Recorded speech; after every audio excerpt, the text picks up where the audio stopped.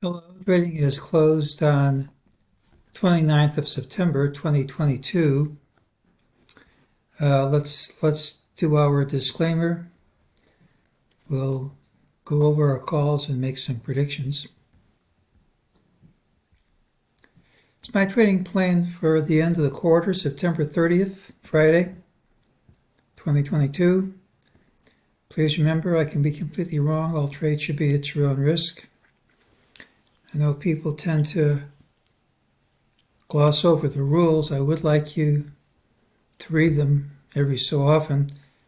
I had somebody today who gave a bunch of predictions, didn't give any of the reasons. I did erase it since that's one of my pet peeves, and I should have blocked him, but I was in a kindly mood today, so I didn't, pet peeve or not.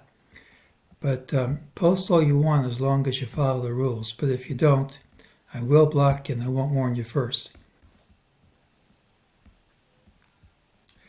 Well, this is what we said. Look for a gap and a prompt move outside the day's range. We certainly got that. Here's what we said. We were looking for a big drop, even if it weren't immediate, because the demarked buy signal failed, and those things tend to fail big. We have lower targets.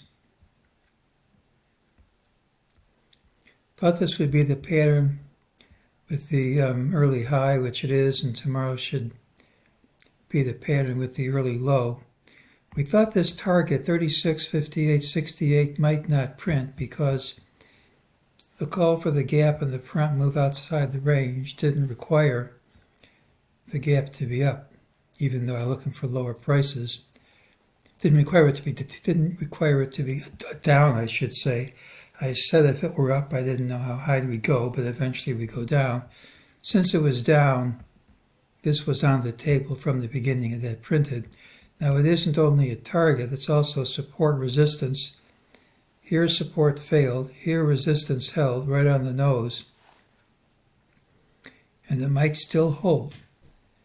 The reason is consolidations and gaps tend to occupy the same price range. When the gap comes first, it tends to be filled by a consolidation. When the consolidation comes first and then there's the gap through it, it's a rejection of this last move. This tends not to fill. So I look for any recovery here to be brief. During the day, we got an ultimate sell and a sell signal. We also had an optional higher target, and that's already all played out. Here's the failed demarked combo buy signal. We still are only on 11 out of 13 bars of the sequential buy signal. That doesn't have to go to completion, and it might fail too, even if it does. But when this fails, I'd be surprised if it didn't go to completion, even if it isn't a requirement.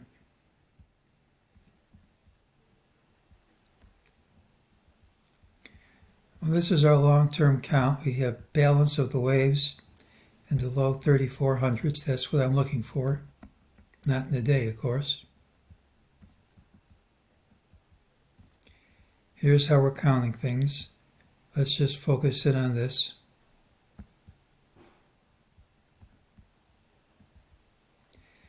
We had 5 waves down. We had an ABC. This sure looks like a 1. It's easy to think that's a 2. Now it could have more to go. If this is an A and that's B, C could take us up to around 36.49. I think futures are already at that price as I'm recording this, but how do you count this as being over? If that's the right count, you've got some more downside ahead of you. You never know for sure if it's the right count, but I don't see any reason to change it. Now we did gap down, hit a lower low, close over all these lows. Unless you get undertake this low fast, you should see higher prices. So it wouldn't surprise me if we traded somewhat higher. But I don't think that's as important as rejecting this entire advance all day long, rejected at the open. It shows it was a false move, and when it gets rejected, I expect to see this consolidation violated by more than what we've seen so far, even if it isn't immediate. Well, tomorrow's pattern has the early low. We could still gap up. We gap down, hit the lower low, but close over intraday lows. If it's maintained at tomorrow's open, should lead to higher prices regardless of how we close. The gap and prompt undercutting of yesterday's low seems more important than that, though.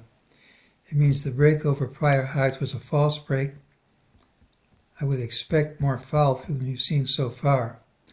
I also can't count this decline as complete, so regardless of how high we may bounce tomorrow, I think lower prices are coming. They don't have to come tomorrow, but this should be a pretty intense drop here, which could well be the final drop of this year's bear market, because sentiment indicators are already at levels compatible with major lows and wave counts compatible with a major low if we drop another 200 plus points.